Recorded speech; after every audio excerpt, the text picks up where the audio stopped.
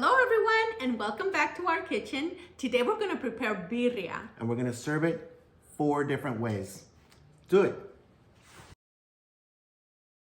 We just rinsed off the meat. You got to make sure you rinse your meat before you get started. I'm going to pat it dry with a clean paper towel. We're going to use about 10 pounds of boneless chuck roast. My husband's going to cut the meat since he's good at doing that. I don't want to cut my fingers. All right, baby. It's all ready for you. All this meat.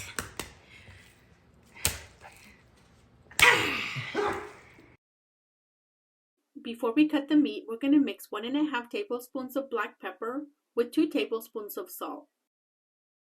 We're using 10 pounds of boneless chuck roast. Traditional birria is prepared with goat or lamb meat.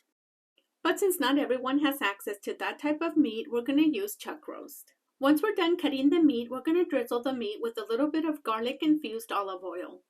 The olive oil is going to help the seasoning stick better to the meat. You can also use regular olive oil or any other cooking oil of your choice. Move the meat around to ensure that all the pieces are well coated with the olive oil, then generously season with salt and pepper. Repeat the process with the remainder of the meat and set aside. Once we're done seasoning, we're going to take the meat over to the stove and we're going to sear each piece. Heat up a large pan over medium-high heat and lightly sear each piece for about a minute on each side. Depending on the pan and the amount of fat on the meat, you may have to add a little bit of cooking oil to sear the meat. Once you're done searing the meat, transfer the meat into a large stock pot. While my husband is finishing up, I'm going to clean 1 large white onion and an entire head of garlic. The onion and the garlic we're going to use to boil the meat. Trim off the top of the onion, remove the first layer of the onion, and lightly trim off any excess pieces that remain on the stem. Cut it in half and set it aside. For the garlic, we're going to trim off the top to reveal the garlic inside. The pieces that we removed, if they're too big, we're going to save those and put them aside to prepare the sauce later on. Remove the excess husk around the garlic and lightly trim the roots. This one is fairly clean, so I'm just going to lightly trim it just to make it nice and clean. Once the meat is nice and seared, we're going to add 6 to 8 quarts of water, or enough water to where the meat is completely submerged in the water. Make sure to leave enough room for the sauce later on. Add both halves of the onion, the garlic, and 3 bay leaves, and boil for about an hour on medium-high heat. And while the meat is boiling, we're going to prepare the peppers for the sauce. To prepare the sauce, we're going to use about 20 to 25 chile guajillos. You can also use California or New Mexico chili pods. Start by removing the stem, then using your hand or kitchen scissors, open it to remove the seeds. I'm also going to add 2 Chile Anchos. These peppers are not spicy, but they do add a lot of color and flavor to the dish. Remove the stem and using the scissors, cut it open. This one you may have to use the scissors because these are a little tougher than the regular chile guajillos. Removing the seeds is a little tougher. You may have to scrape it off with your finger or use a small paring knife to scrape off the seeds. This next pepper is completely optional. This is what's going to add a little bit of heat to the birria. For the amount of birria that we're making, I'm going to add about 15 Chiles de Arbol. But if you don't want it spicy, you can leave these peppers out completely. On these peppers, all you need to do is remove the stems. And lastly, we're going to roughly chop 3 Roma tomatoes. To enhance the flavor of the peppers, tomato, and the garlic, we're going to lightly fry them in a little bit of garlic-infused olive oil. And to make it easier to fry the peppers, we're going to cut them into 1-inch pieces like these. In a large skillet or pan, heat up 2 tablespoons of garlic-infused olive oil or regular olive oil. Add in the peppers, garlic, and the tomatoes, and fry for about 5 minutes. During the process, you want to make sure you move them constantly so they don't burn. And I'm also going to add in about 8 peppercorns. Once the peppers and the garlic are nice and fragrant and the tomatoes are lightly withered, add 2 cups of water, or enough water to where the peppers are completely submerged in the water.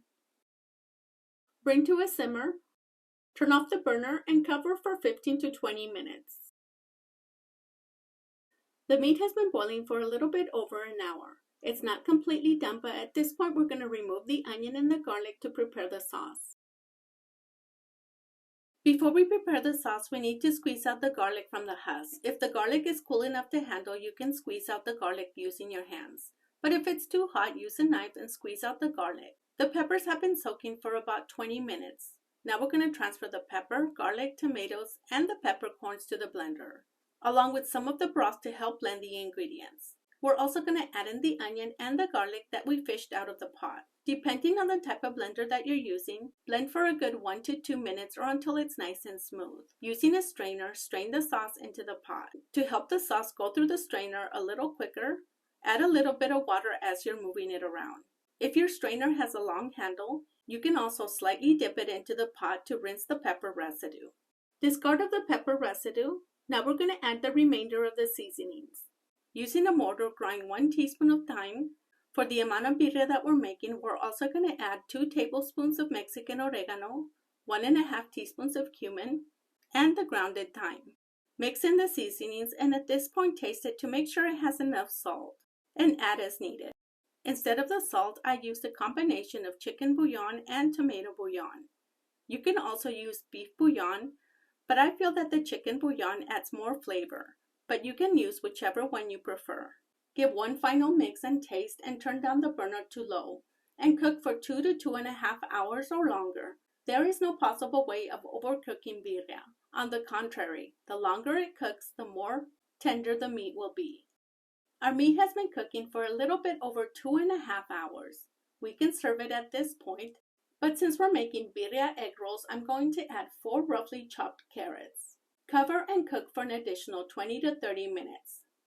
While we wait for the birria to be done, we're going to prepare a salsa to go with the birria. This salsa goes very well with the birria and it's very easy to prepare. I'm going to use about 20 to 25 Chiles de Arbol and an entire head of garlic. And I'm also going to use 1 Chile Ancho, or you can also use Chile Guajillo.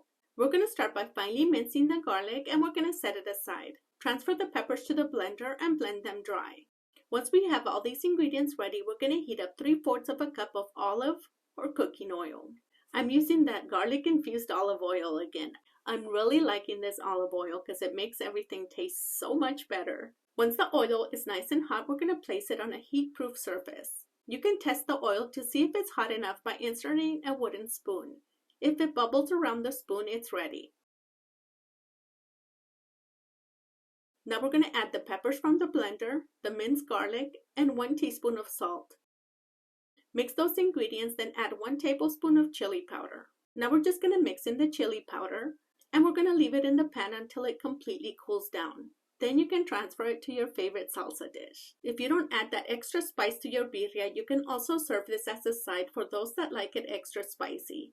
And it tastes amazing with the birria and anything that has to do with birria.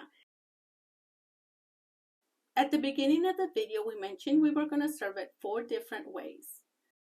We're going to start by making the birriaeggrolls first.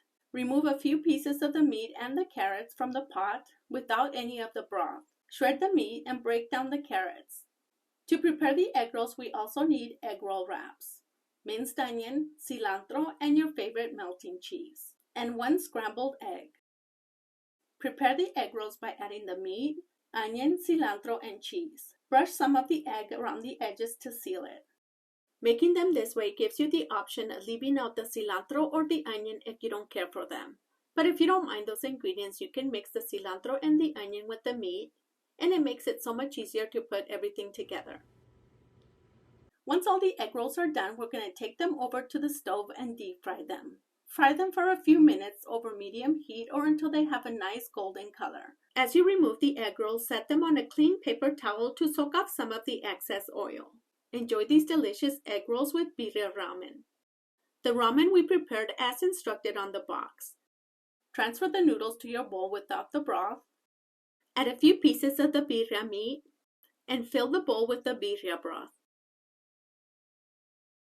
Top it off with onion, cilantro, and don't forget to add a little bit of that delicious salsa that we prepared. My son has been waiting for this very patiently because this is his favorite way of enjoying birria. And enjoy with the side of egg rolls. And now let's move on to the birria torta. But before we do, I just have to have one of these delicious egg rolls. They were so yummy, especially with the salsa that we prepared. My husband is next in line for this birria torta. To prepare the torta, we need bolillos. We're going to cut them in half, but not all the way because we want the bread to stay together. Keep it close and dip it into the birria broth. This is very similar to making tortas ahogadas, except we're dipping the bolillo in the birria broth, which is going to add so much more flavor.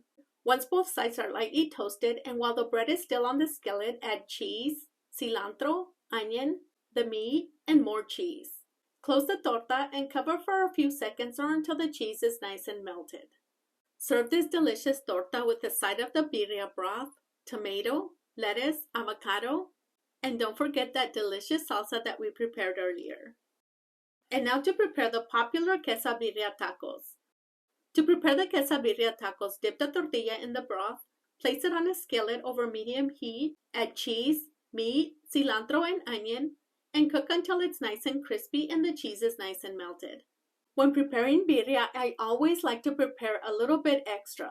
Well, maybe a lot extra because the leftovers taste so much better the next day.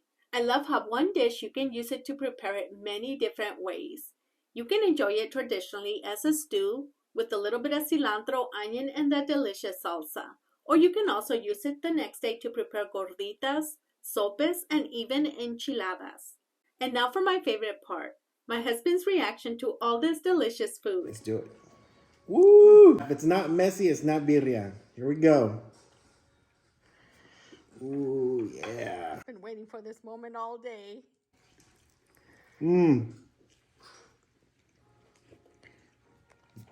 That's what I'm talking about. Look at that.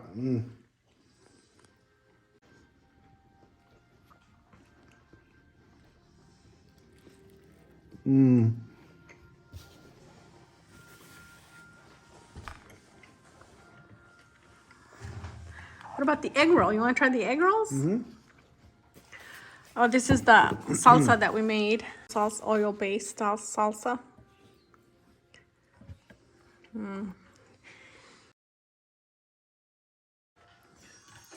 That's the egg roll. The egg roll. What does Yassi call them? Dumplings. Mexican dumplings. All right, here we go. Look at that. It's nice and crispy.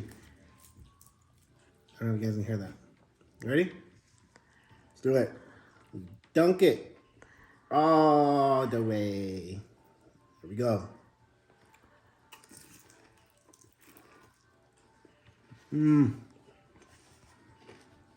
Look at that. Yum. I'm gonna dunk this again. Look at that. Look at that. Look at that.